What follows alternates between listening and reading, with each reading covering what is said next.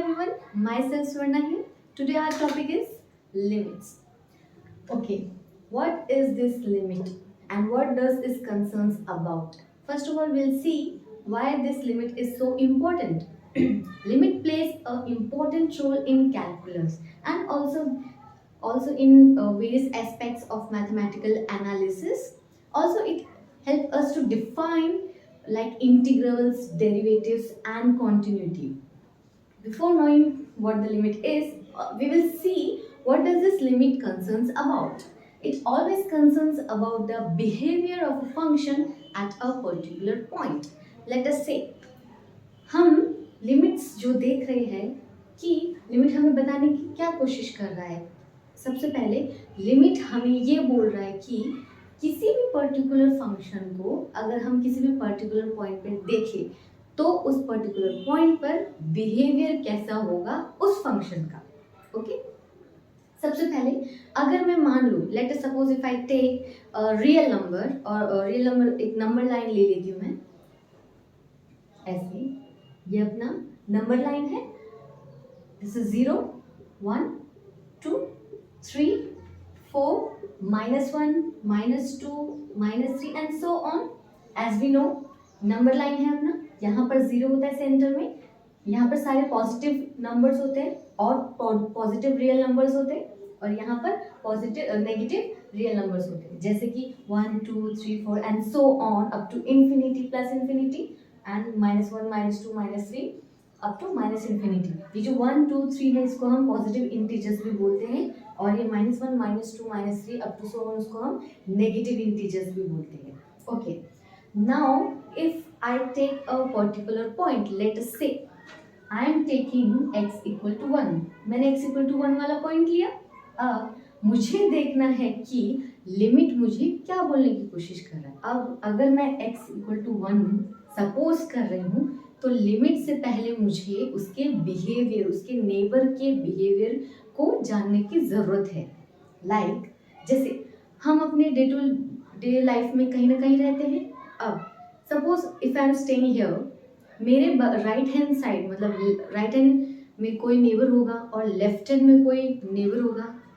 अगर मेरे बारे में किसी को जानना है तो सबसे पहले क्या होगा कि कोई भी पर्टिकुलर पर्सन मुझे अप्रोच करने से पहले नेबर्स में जाएगा, पहले राइट में जाएगा फिर लेफ्ट में जाएगा या फिर लेफ्ट में जा सकता है फिर राइट में जा सकता है। और तो मैं क्या कर रही हूँ, वहाँ पर मैं लेफ्ट और राइट की बात कर रही हूँ, मतलब नेबर्स की बात कर रही हूँ किसी पर्टिकुलर पॉइंट पे। सेम एज इट इज हमारे लिमिट्स में भी होता है। किसी भी पॉइंट को जानने के लिए सबसे पहले उसके नेबर्स को जानने की जरूरत पड़ती है। जैसे अगर मैं आपसे पूछूं, if I ask you how many neighbours you can see on this number line at x equal to 1, then I can see there are two neighbors, that is this one and this one. Okay, now this is the right neighbor, so I can tell or I can write it as a right neighborhood of x equal to 1 या फिर right neighbor of x equal to 1। क्या होगा, right neighbor of x equal to 1। right neighbor of x equal to 1 हम कैसे represent करते हैं। मैंने जब right neighbor देखा x equal to 1 पर तो मेरा डायरेक्शन उधर था, राइट साइड था, तो मैं इसको 1 प्लस से रिप्रेजेंट करूंगी। This plus shows that I M at the function of the right side of the x equal to 1। Okay, now can you see this point और this any neighbour.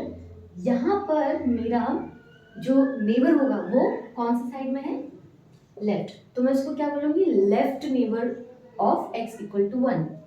Left neighbor of x equal to 1। Now how do we represent this left neighbor?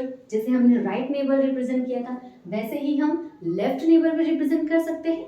वहां पर हमने right neighbor को 1 plus से represent किया था, अब यहाँ पर हम left neighbor को 1 माइनस से represent करेंगे। So can you see the difference between the right and left neighbor at particular point or any function? यहाँ पर मैंने x equal to 1 एक पर्टिकुलर पॉइंट लिया था, इसलिए मैं 1 के राइट नेबर में भी गई और लेफ्ट नेबर में भी गई। नाउ अगर मैं इस पॉइंट के अलावा कोई पर्टिकुलर फंक्शन सपोज कर लेती हूँ किसी भी कोऑर्डिनेट सिस्टम में, जैसे एक्स वाई कोऑर्डिनेट सिस्टम में अगर मैंने कोई फंक्शन लिया और उस पर एक पर्टिकुलर पॉइंट सपोज किया, अब मैं उस पर्टिकुलर पॉइंट पर देखूंगी कि वहां पर राइट और लेफ्ट नेबर कैसे बिहेव कर रहा है। जैसे ही as soon as I get to know the behaviour of that point, then I can say, yeah, this is the point, this is the neighbor, and this is the behavior of that function at some particular point. Let us see. Okay, यहाँ पर हम एक graphical या फिर geometrical aspects देखते हैं कि limit का क्या हो सकता है। If I say this is x, this is my y, okay. If I suppose any function, let us say I am taking this function y equal to f of x. अब ये मेरा function है y equal to f of x. Okay. After that, I am supposing or I am letting a point that is x equal to a. मैंने मान लिया कि मेरा कोई point है x equal to a. Before going to the limits, I will ask you what can be the value of the function at x equal to a. मेरा function का value क्या हो सकता है x इक्वल टू a पर। अगर मैं आपसे पहली चीज पूछूं फंक्शन की वैल्यू यहाँ पर क्या होगी जब हमारा वैल्यू क्या होगा x इक्वल टू a पर देखो यहाँ पर ये मेरा फंक्शन होगा y एक्सिस पे, ये मेरा इतना x है।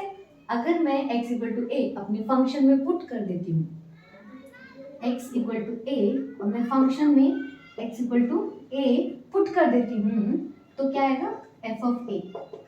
That means x equal to a पर मेरे फंक्शन की वैल्यू क्या आ रही है f ऑफ a।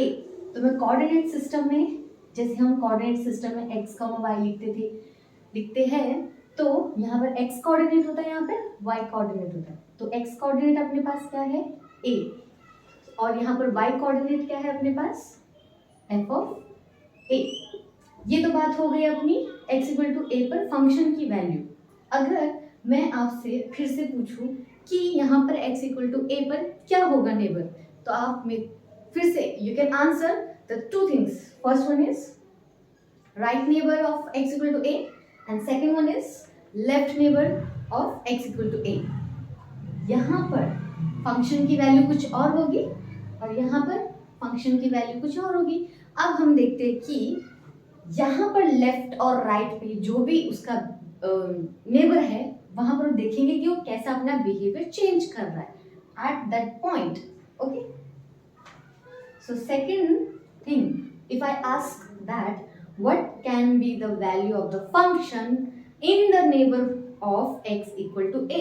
अभी मैं आपसे पूछ रही हूँ कि नेबर ऑफ a में फंक्शन की वैल्यू क्या हो सकती है।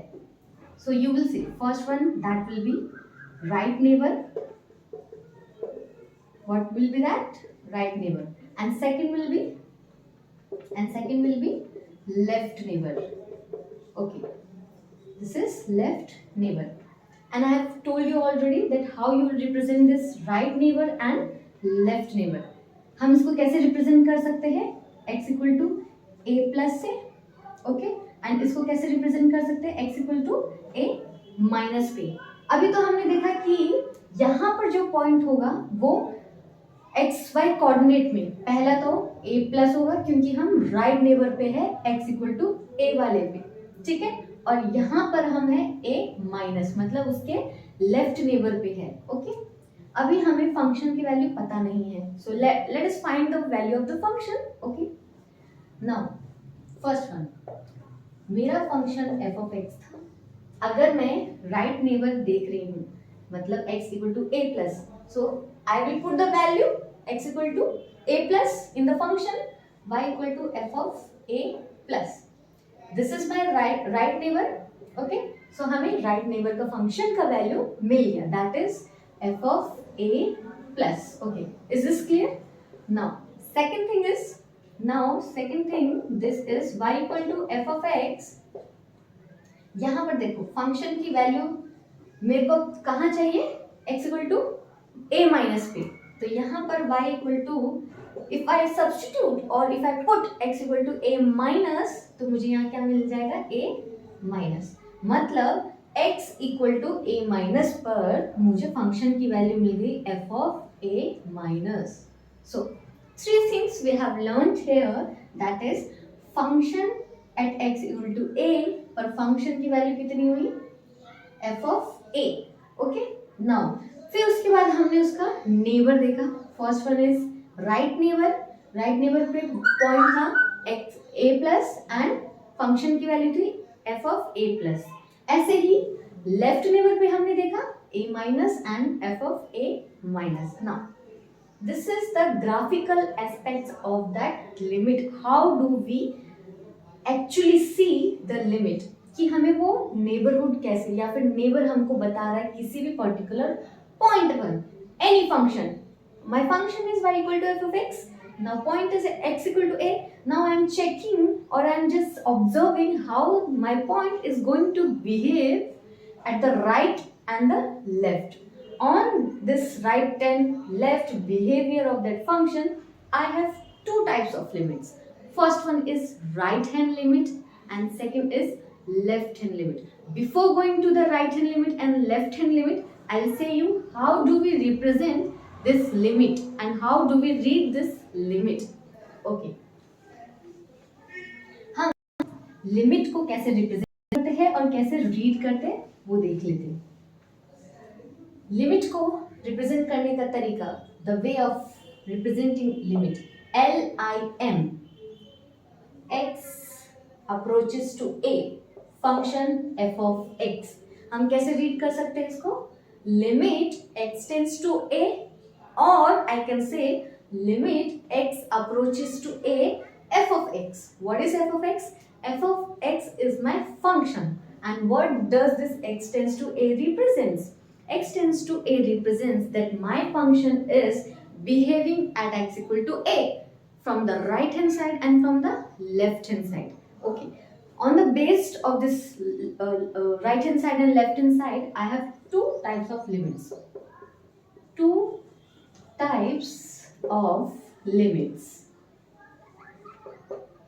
Two types of limits. First one is right hand limit, and second one is left hand limit.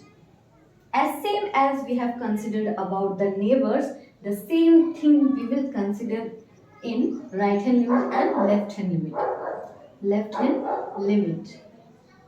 अब इसको रिप्रेजेंट करने का तरीका फिर से हम देख लेते हैं। राइट हैंड लिमिट को हम कैसे रिप्रेजेंट करते हैं, कोई भी मेरा फंक्शन अगर राइट हैंड साइड से मैं उसको अप्रोच करती हूँ, मतलब उसके नेबर को अप्रोच कर रही हूँ, तो मैं उसको कैसे रिप्रेजेंट करूंगी, limit x tends to a plus f of x। Okay, तो ये प्लस क्या रिप्रेजेंट कर रहा है कि मैं अपने फंक्शन को अप्रोच कर रही हूँ at x equal to a from the right hand side. Okay, now if I talk about left hand limit, then how can I represent it, limit x tends to a minus f of x. This represents that I am going to approach to the function at x equal to a from the left hand side. Okay, now this is clear. Two types of limit, right hand limit and left hand limit. इसके बाद हमारे limits की existence की बात आ जाती है। सो हमारा जब कोई भी फंक्शन आपको गिवन है, सपोज इफ आई से you any function x square, if I say any function f of x, that is x square, and if I say or if I ask is the limit exist for this function or the particular function at any point, if I say at x equal to 1, अगर इसका function का मैं आपसे limit पूछूं और आपको ये check करना पड़ेगा कि फंक्शन का लिमिट एग्जिस्ट कर रहा है कि नहीं कर रहा है, तो उसके ऊपर लिमिट्स की एग्जिस्टेंस की बात आ जाती है। So what is the existence of this limit? Before going to the left hand limit and right hand limit, existence of limit is also important, क्योंकि लिमिट एग्जिस्ट करने पर ही फंक्शन की वैल्यू आपको मिलेगी।